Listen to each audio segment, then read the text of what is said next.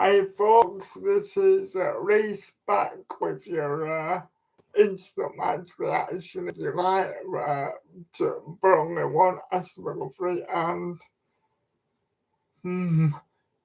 the Championship and Premier League. It's a different kettle of fish.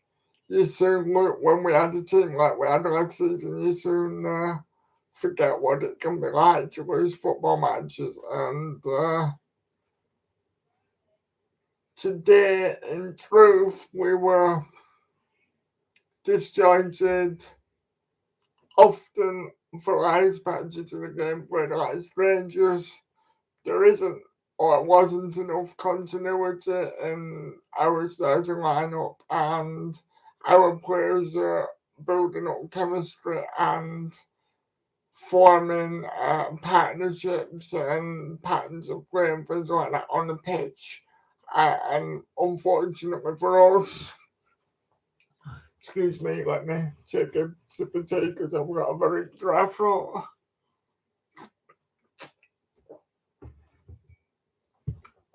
Unfortunately for us, we bumped into an Aston Villa team who knew exactly what they were doing, had structure, ideas, and, you know, knew what they were trying to achieve. We conceded a goal for the second goal game in a row, against City at 3 minutes. This time we had a massive scare in the first 3 minutes with a big Ollie Watkins chance that almost led to a goal if it wasn't for a last ditch challenge. And we only survived about another 3 or 4 minutes. So again, 1-0 down after 7 minutes, and that's my talking points really, that in this league, regardless of the level of the opposition, the international talents all over the pitch and the stars that come to Turf Moor, we can't be chasing the game immediately when we're at home. It's happened twice, and it worries me that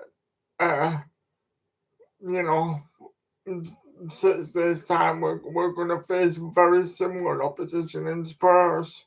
So chasing the game against these good teams, we have to hold our own and grow into the games. And twice now we've not given ourselves the chance.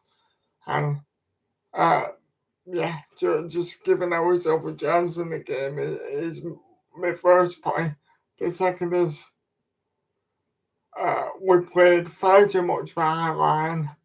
We were exposed countless times on the break, and in turnovers, uh, the, there is no link between the midfield and the defence at the moment. High up, well, it's chronic every time, especially in the first half between Roberts and Benson, we would be absolutely butchered time and time again, and the defenders are trying to hold that high line, but it's not happening.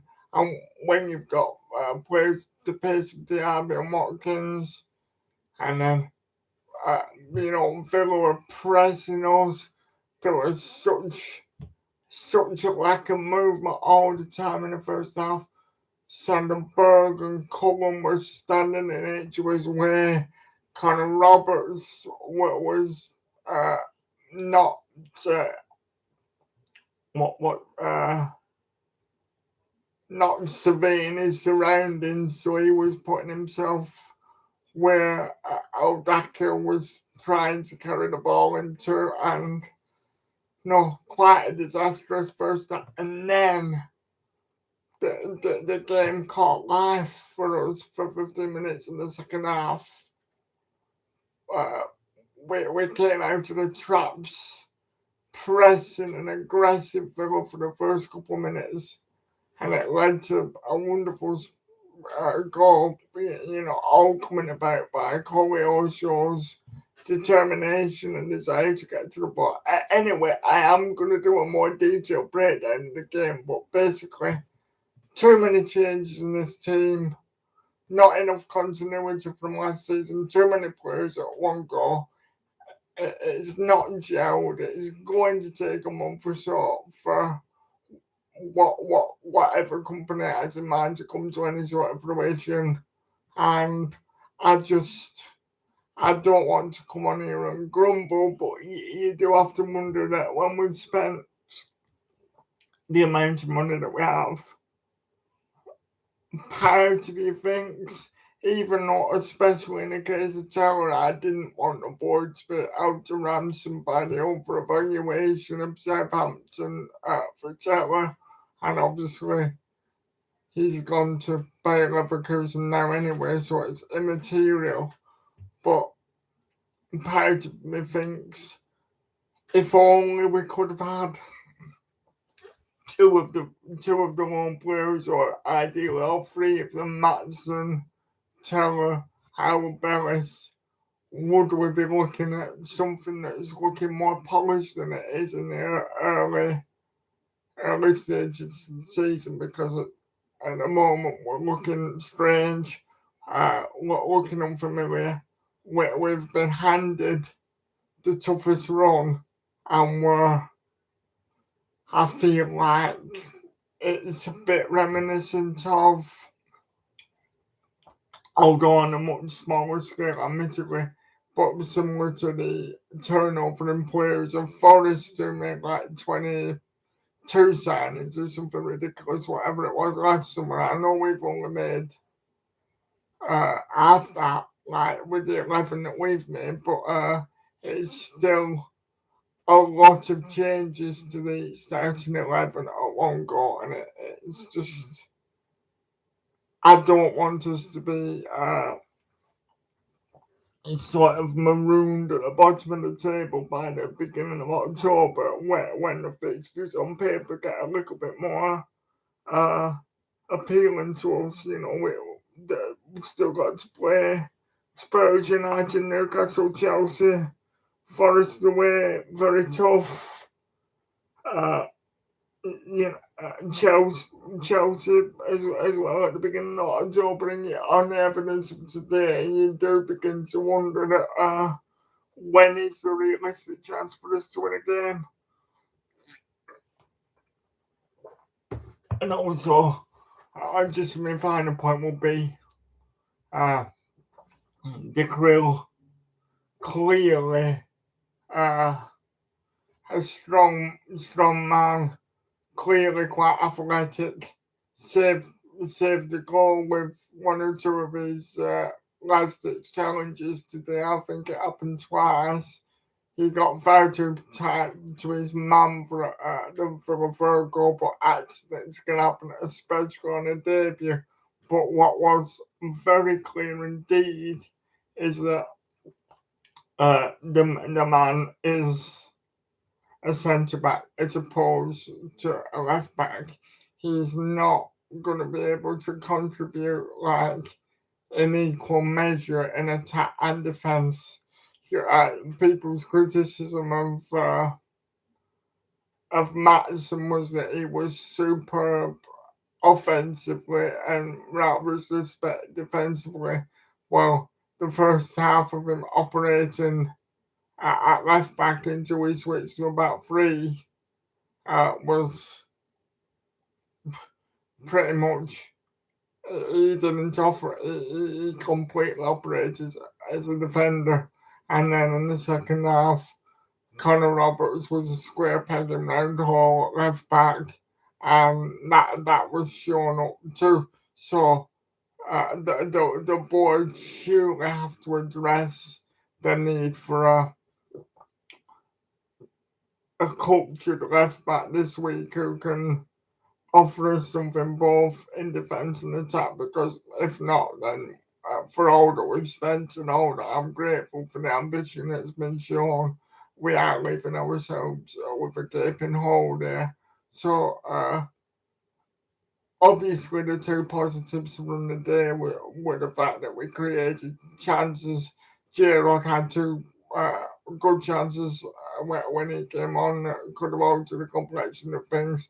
And other than that, dismal apart from the 15 minutes of intensity at the beginning of the second half, where the game for that period in between what was set the second half when Burnley equalised, and then the patch just before Villa put the game out of sight for the third.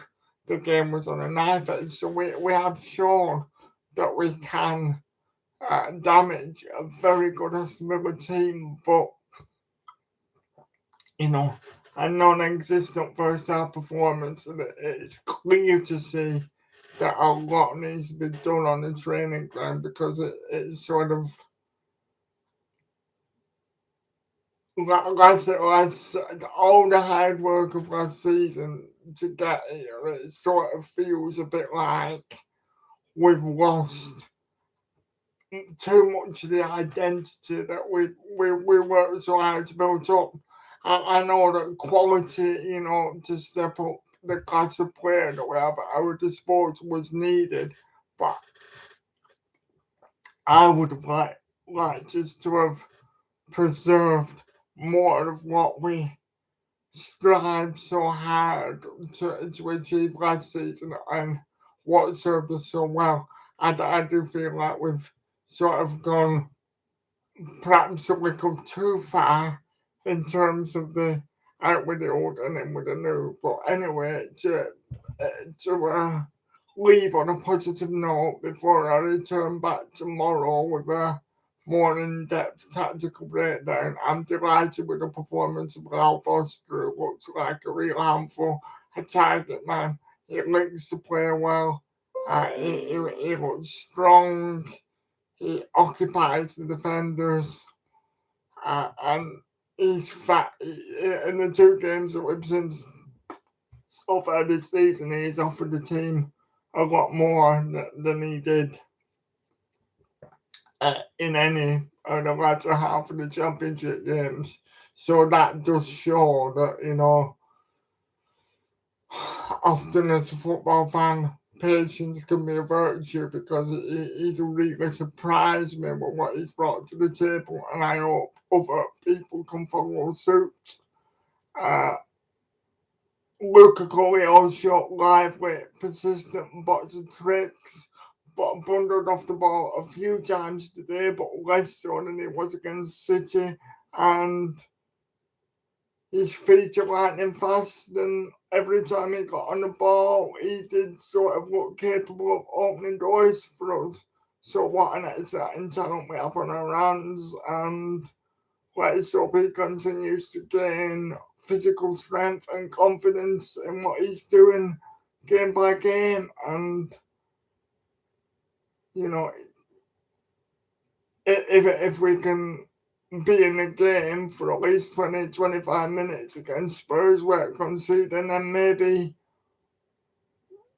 we'll grow into the game and give ourselves a chance to impose our style on them rather than having to chase the game right from the outset, because that is the position we put ourselves in. So at least by the time we play Spurs, the window will be shut. Vincent Company will know exactly what we have to play with, and there'll be a week more familiar with each other as a squad.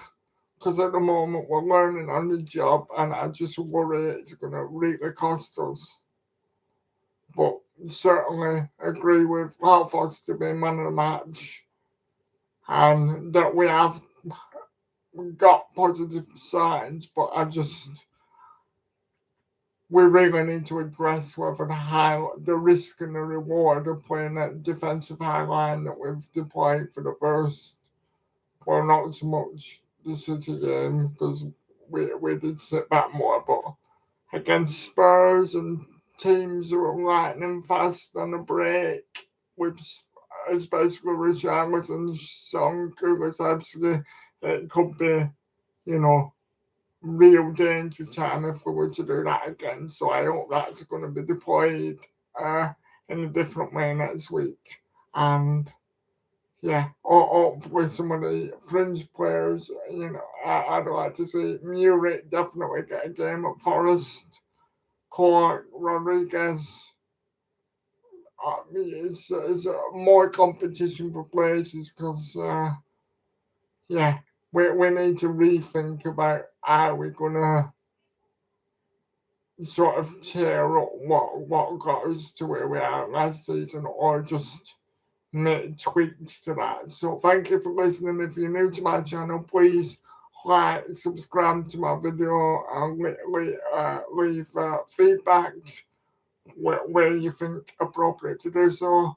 I'll be back tomorrow when I've watched highlights of the game and thought about the match more.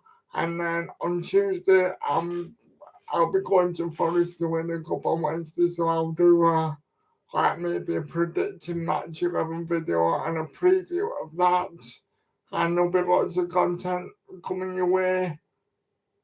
Not every day, but several times a week. I'll try to bring people content because I just love talking about football. So try and not make Burnley losing a match too depressing for the rest of the weekend. And I will speak to you soon.